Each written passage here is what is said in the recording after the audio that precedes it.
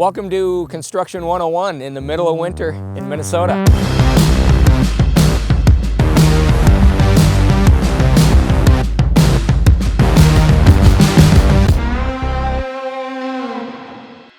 This is a house that we're building on Lake Minnetonka, right off of Halstead Bay area.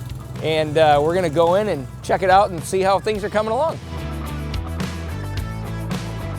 So we walk into the master suite, obviously a set of nice windows that overlook the lake.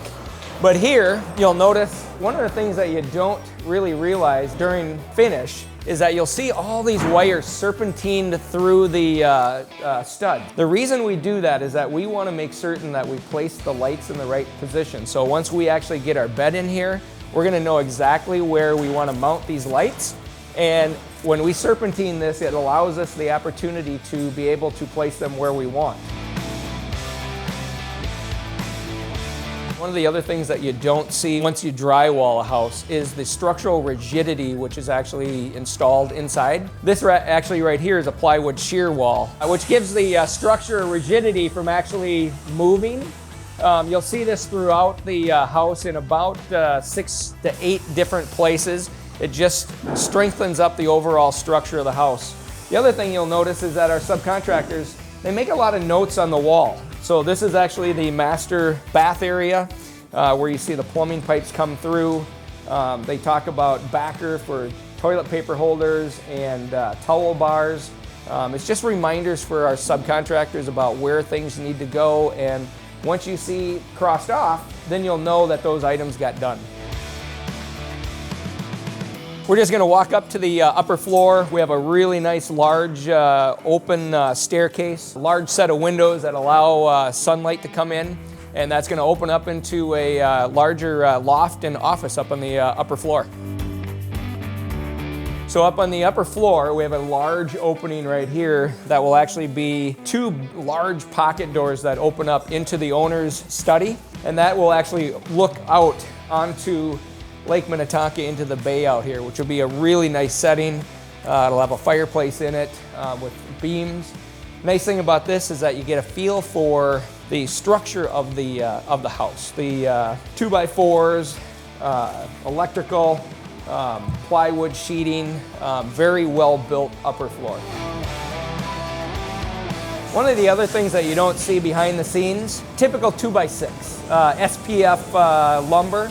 It's used for framing. There is some structural integrity to it, obviously, but what you'll notice is the difference between that and a 6x6 or 4x4 PSL, which is a structural post that you'll notice is all glued together into a compressed piece of lumber, which creates a really, really nice structural support, particularly for these 3 microlams, LVLs, that actually run to make this large opening from the lower level into the great room area so that you can get a really nice view out to the lake.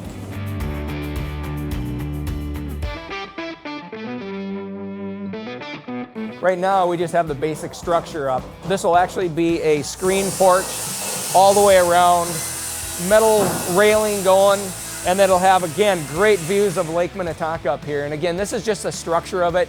You can see the vaulted ceiling up above. We have scaffold on site just to be able to reach up and, you know, put in the electrical recessed lights and that sort of thing.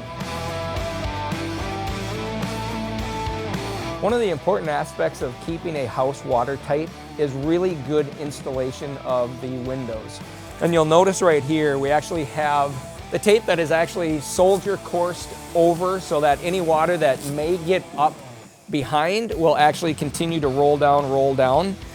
You'll notice that there's a really good nailing flange here along with this tape right here, which again, any water that gets in is actually gonna hit the sill and move down and come through. This is like the last piece of what I would consider to be a warranty in a way to keep water from actually going inside your house. So it's really important to actually install the windows properly so that you have a good seal.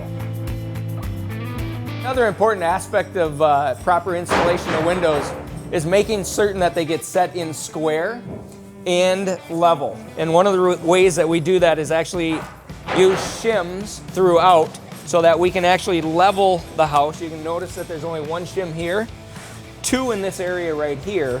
And again, what that does is balances out the window to make certain that it's square, so that it's really important when we come in and do our trim and millwork that everything sits flush with the vertical and the horizontal ledges of the window.